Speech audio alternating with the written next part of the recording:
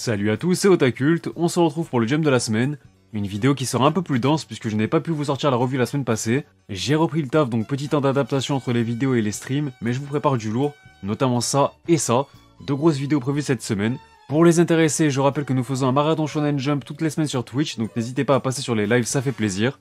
La rediff du dernier live dans lequel je vous parle de ma reprise de Jujutsu Kaisen, de Kaiju numéro 8 et Blue Box est sorti hier sur la chaîne secondaire. Mis à part ça, pensez à vous abonner et à activer la cloche si ce n'est pas déjà fait. Vous pouvez aussi retrouver tous mes réseaux dans la description. Allez sur ce, place au générique.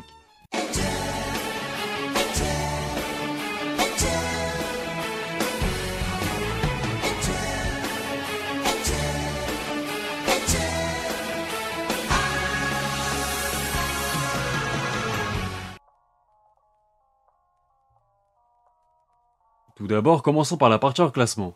Cette semaine, c'est au tour de Blue Box de célébrer son premier anniversaire en s'offrant la plus belle couverture de l'année à mes yeux. Toujours autant de douceur se dégage de ce manga, et ce n'est pas son joli color spray qui va me faire mentir. Et oui, 1 an de publication déjà, je vous invite à me donner votre avis sur Blue Box dans les commentaires afin de faire un petit bilan sur le manga du coup. Les autres pages couleurs reviennent quant à elles à Witch Watch qui se trouvait un peu plus dans le dur ces 2 dernières semaines. L'habituée mission Izakura Family nous régale lui aussi avec une sublime illustration en couleur. Puis je n'oublie pas de mentionner la présence du one-shot Koi Tokidoki Shunryoku, signé Taishin Uemura. Et enfin du côté des absents, c'est Jujutsu Kaisen qui manque à l'appel cette semaine. C'est donc la 3ème fois que Gege Akutami profite d'une pause cette année. Puis vous connaissez la chanson, on reste malheureusement toujours sans nouvelles de Hunter x Hunter. On passe maintenant au classement qui est composé de 16 mangas, soit exactement pareil que la semaine passée. Et au fin fond du sommaire, on retrouve toujours plus ou moins les mêmes en commençant par le récent Dororon cette fois-ci. C'est non seulement son 7ème trio de fin consécutif, puisque le manga n'a plus jamais quitté la zone rouge depuis qu'il y a pénétré, mais ses ventes s'annoncent surtout catastrophiques selon les premiers retours de son premier tome, on verra ça dans quelques instants. Un peu de nouveau dans cette fameuse zone rouge avec une réapparition de High School Family, que l'on n'avait plus revu à ce niveau-là depuis le jump numéro 12, c'est seulement son 3ème flop de l'année, une contre-performance qui intervient après une chute de 4 étages. Il est devancé par Aya Shimon qui complète encore le trio de fin et qui tarde donc toujours à prendre son envol dans les sondages du Shonen Jump. Cela dit, je me dois de vous rappeler que les ventes de son premier tome sont clairement à la hauteur puisque ce dernier a déjà bénéficié d'une réimpression. Pour la 3ème fois d'affilée, la série Undead Unluck frôle encore la zone de danger en se maintenant cette fois-ci au 13ème rang. Un bilan bien négatif sur ce premier semestre puisque si on écarte les mangas arrêtés prématurément ou les nouveautés qui sont à la peine, c'est clairement le manga du Jump qui affiche le plus mauvais bilan. Rien ne change à la 2ème place non plus puisqu'on le retrouve de nouveau le Heishi Ayakashi Triangle.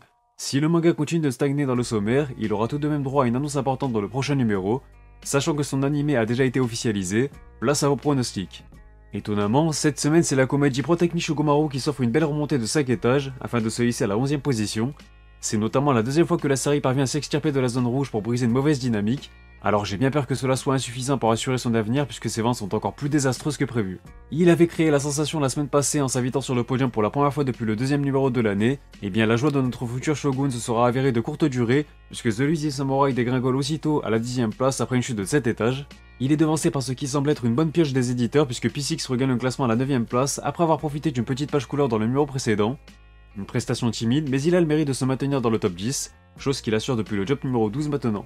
Vous l'attendiez sans doute avec impatience, et bien la nouveauté Earthchild devra se contenter de la 8ème place pour son entrée en scène. Une première apparition dans le classement plutôt encourageante puisque 8ème sur 16 mangas classés, c'est pas si mal pour un début, mais si l'on veut voir le verre à moitié vide, cela reste un milieu de tableau finalement, mais vous l'aurez compris, on va surtout attendre quelques semaines pour établir une analyse plus pertinente. Petite perte de vitesse pour le Neketsu Black Clover qui recule quant à lui de 3 places et donc jusqu'au 7ème rang cette fois-ci. Il s'agit malgré tout de la meilleure dynamique de la série depuis le début de l'année, puisque c'est la première fois que Black Clover enchaîne au minimum une 3ème présence dans le top 7. On n'avait pas pu revenir ensemble sur le premier classement d'Akane Banashi la semaine passée, mais ce n'est pas bien grave puisque le manga conserve un bon 6ème rang. Le point le plus intéressant à relever est que le début de la série est assez particulier, puisque son premier chapitre nous raconte l'histoire du père de Akane, tandis que le second nous ouvre réellement l'histoire de l'héroïne. Cela veut dire que les lecteurs du Jump ont vraiment apprécié les 2 premiers chapitres qui sont pourtant relativement différents, et ça, c'est un très bon point en perspective d'une survie. On arrive enfin au top 5 avec une jolie remontée de 4 positions acquises par Mashal qui ne passe donc pas très loin de s'offrir sa meilleure performance de l'année, puisque c'est seulement la 2ème fois que le Neketsu parodique d'Hajime Komoto apparaît à ce niveau dans cet exercice 2022. Il reste devancé par la comédie Min Roboko qui remonte elle aussi de 4 étages, mais j'ai une stat bien plus intéressante à relever pour vous la concernant. Sachez que depuis le jump numéro 14, Roboko ne fait qu'alterner la 4ème et la 8ème place. Le cycle pourrait donc se répéter une 3ème fois consécutive si la série décline à la 8ème position dans le prochain numéro. On enchaîne avec le podium sur lequel on retrouve les habitués, en commençant par le Roki Sakamoto Days qui certes cède son trône mais se contentera bien d'une nouvelle médaille de bronze. C'est la 8ème fois qu'il apparaît à ce niveau sur ce premier semestre, mais plus important encore, Les deux premiers tomes sont maintenant disponibles en France, et je vous prépare une vidéo sur le manga pour ce week-end. Retour dans le classement à la deuxième place pour One Piece qui se contentera de la médaille d'argent. Je vous rappelle que la série avait fait la couverture du magazine la semaine passée. Pas grand chose à rajouter de plus, le manga d'Eiichiro Oda maintient ses impressionnants standards. Mais on peut noter qu'il est devancé par My Hero Academia qui retrouve donc le trône cette semaine. C'est une première depuis le jump numéro 11, donc ça commençait à dater. Nos héros remettent donc un peu d'ordre et n'ont clairement pas dit leur dernier mot concernant la deuxième place qui reste toujours dans leur viseur. On enchaîne avec les informations concernant le jump numéro 20, dont le lead color reviendra cette fois-ci à Jujutsu Kaisen puisque le dernier remontait au tout début d'année tout de même. De quoi lui permet de fêter son 4ème anniversaire. Comme annoncé plus tôt, Ayakashi Triangle profitera d'une page couleur afin de marquer une annonce importante. Sans oublier que le manga Mashle s'offrira sa 4ème mise en avant de l'année, peut-être l'occasion de rappeler la sortie de son 10ème volume au passage. Mais malheureusement, vous pouvez surtout noter que le manga My Hero Academia sera en pause la semaine prochaine. Son retour est prévu dans le jump numéro 21-22. Il s'agit là de sa deuxième pause en 3 semaines. Et enfin, One Piece sera lui aussi en pause la semaine prochaine. La reprise du manga est prévue dans le jump numéro 21-22 également, avec un lead color à la clé. On passe à l'actu manga et autant vous dire tout de suite que j'ai du très lourd à vous partager. On va bien évidemment commencer par revenir sur l'annonce officielle de la réédition de Rakkei Blues. Bordel, qu'est-ce que ça fait plaisir de dire ça. Qui est donc de retour en France chez Pika Edition sous son titre original Rokudenashi Blues. La référence du genre Furio aura même l'honneur d'inaugurer une nouvelle collection chez l'éditeur, Pika Masterpiece. Grand format, nouveau découpage, nouvelle traduction, une page couleur par tome, pour une série complète en 25 tomes. Je suis absolument fan de la fresque proposée mettant en lumière une scène iconique de l'œuvre. C'est la sortie de l'année à ne pas manquer et je compte sur vous pour vous ruer sur le premier tome prévu le 1er juin prochain. Bon, 16€ le tome, ça fait cher, surtout pour une seule page couleur, mais le manga mérite amplement votre attention. On enchaîne avec une news plus légère mais toujours aussi plaisante dans le genre, puisque ce mois-ci, c'est au tour d'Hiroshi Ibashi, l'auteur de Noura le Seigneur des Yokai, de rendre hommage à Dragon Ball pour le projet de son 40e anniversaire. Il a donc redessiné la couverture du 6ème volume de la série pour l'occasion. Bonne nouvelle pour les fans de One Piece et de Boichi, puisque les chapitres centrés sur Ace que ce dernier avait dessiné vont être regroupés dans un volume relié prévu le 3 août prochain au Japon, soit le même jour de sortie que le 15e numéro du One Piece Magazine au passage.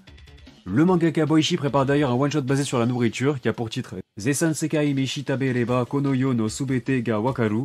Promis, je vous ai pas jeté un sort. Celui-ci sortira jeudi prochain dans le 20e numéro du magazine Morning de la Kodansha. Alors je ne sais pas si vous attendez encore à un arrêt du gag manga High School Family, mais cela ne semble toujours pas d'actualité puisque le compte Twitter officiel du manga devait être créé dans les prochains jours. Dans la même veine, c'est un compte TikTok qui a été lancé pour le manga Witch Watch. La Shueisha semble décider à moderniser toujours plus ses campagnes de promo. Malheureusement, j'ai aussi une mauvaise nouvelle pour vous au cas où vous n'auriez pas vu l'info passer. La sortie de la réédition de luxe de Naruto a été reportée au 6 mai prochain. La raison est qu'un visuel couleur n'a pas été traité convenablement durant l'impression, ce qui explique ce report pour permettre aux éditions Kana d'effectuer des corrections. On passe aux sorties françaises de la semaine avec du beau monde, et honneur à la nouveauté Sakamoto Days dont les 2 premiers volumes sont enfin disponibles chez Glénat.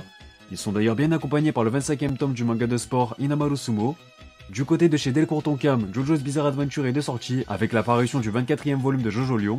Le 4e tome du phénomène Kaiju numéro 8 est quant à lui disponible chez Kaze, tandis que le tome 5 de la réédition de Kaiji ainsi que le 3e opus de Soten no Ken, la préquelle du célèbre Hokuto no Ken, sont disponibles chez Mangetsu. Ce n'est pas encore fini puisque les cadors de chez Kiun sont également de sortie, à savoir Jujutsu Kaisen et son sublime 14e volume, bien accompagné par le 32e tome du populaire My Hero Academia. A noter la sortie du 2e tome du spin-off My Hero Academia Smash en parallèle. Côté animé, j'ai quelques nouveaux visuels à vous partager du film One Piece Red, notamment les chara-designs de tous les Mugiwara dans leur nouvelle tenue inédite au film. On retrouve donc bien sûr Luffy, Zoro, Nami, Usopp, Sanji, Chopper, Robin, Franky, Brook et Jinbei. L'animé reprendra sa diffusion le 17 avril quant à lui, soit dimanche prochain. Puis autre grosse annonce, celle d'un nouveau film d'animation pour le cultissime City Hunter afin de fêter les 35 ans de l'anime. Plus d'informations à venir prochainement. On enchaîne avec l'actualité des titres de Manga Plus qui sont aussi à l'honneur cette semaine. Je pense forcément au début de la diffusion de l'animé de Spy Family qui a déjà mis tout le monde d'accord. De nombreux visuels ont été partagés pour célébrer cet événement. Rendez-vous tous les samedis sur Crunchyroll pour suivre la diffusion de l'animé, dont la première saison s'étalera sur 25 épisodes. Mais bien entendu, cette semaine a surtout été marquée par le teasing de la licence de Dandadan par Kaze à travers un tweet qui ne trompe personne. Je n'ai toujours pas de date à vous partager mais je suis heureux de pouvoir enfin en parler. C'est un énorme banger, un des mangas que je prends le plus de plaisir à lire en ce moment, donc si vous recherchez à la fois de l'action, un neketsu, une comédie, une romance, de la SF, de l'horreur ou du surnaturel, lisez tout simplement Dandadan qui est le parfait cocktail de tous ces ingrédients, et je vous jure que j'abuse même pas. Je vous l'avais teasé, eh bien, il est enfin disponible. Le tout nouveau one-shot de Tatsuki Fujimoto intitulé Goodbye Eri est disponible sur Jump Plus et Manga Plus pour un total de 200 pages. Je n'ai pas encore eu le temps de le lire mais je suis bien curieux d'avoir vos avis dessus. Et enfin, alors que la diffusion de l'anime commencera dès jeudi prochain, le manga Time Shadows a atteint la barre des 1 500 000 copies en circulation. De plus, un spin-off en 2 parties pour un total de 151 pages signé Yasuki Tanaka sera publié les 14 et 15 avril prochains sur Jump+. On enchaîne avec le point vente en commençant par le Top Shoseki de la semaine du 4 au 10 avril 2022. On va donc s'intéresser aux performances des sorties du 4 avril dernier et je peux déjà vous dire que le lancement de Protect Me Shugomaru est un flop intergalactique puisque son premier tome n'apparaît même pas dans le top 500 malgré une première semaine reposant sur 7 jours. C'est loin d'être réjouissant non plus pour le premier volume de l'autre nouveauté Doron Dororon qui apparaît seulement à la 201ème place après n'avoir même pas dépassé la barre des 5000 unités. À titre de comparaison, Ayashimon partait à 8460 unités en seulement 3 jours contre 7 pour les deux précédentes cités. Le combat pour leur survie s'annonce déjà plié. Belle entrée en scène pour le second opus de P6 qui s'offre une jolie 61ème place avec près de 14 000 exemplaires vendus. Son premier tome apparaît même à la 359ème place et ils vont tous les deux bénéficier d'une réimpression. Concernant les autres sorties, il faudra attendre les chiffres du Top Oricon et donc la semaine prochaine pour les suivants, mais Witchwatch et son tome 5 apparaissent à la 23ème place, bien devancé par le 5ème opus de The Lazy Samurai qui s'empare de la 13ème place. Le 32ème volume de Black Clover intervient à la 6ème place et est logiquement devancé par le 9ème tome de Spy Family, une série qui devrait connaître un énorme boost prochainement grâce à son animé, même si les ventes sont déjà stratosphériques. Et enfin en haut du top, le 102ème opus du monument One Piece arrive à la 2ème place puisque ce dernier est bien dépassé par le 19ème tome du phénomène Jujutsu Kaisen. Et enfin pour finir, on passe au Top Oricon concernant la semaine du 28 mars au 3 avril 2022 cette fois-ci. Je vais vous laisser avec le top, mais notez bien que l'on peut déjà constater le début du boost de Spy Family mentionné plus tôt, avec de nombreux tomes de la série présents dans le top. Et dernière précision, les chiffres du 102ème volume de One Piece que vous verrez concernent ses préventes un jour avant la sortie du tome en librairie.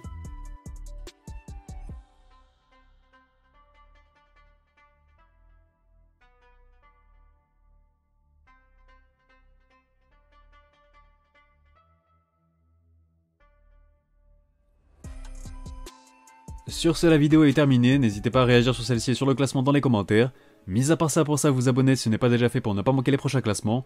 Vous pouvez aussi me rejoindre sur Twitch, Twitter, Instagram et Discord, lien en description. Quant à moi, je vous dis à bientôt pour de prochaines vidéos, portez-vous bien et surtout, on se reverra.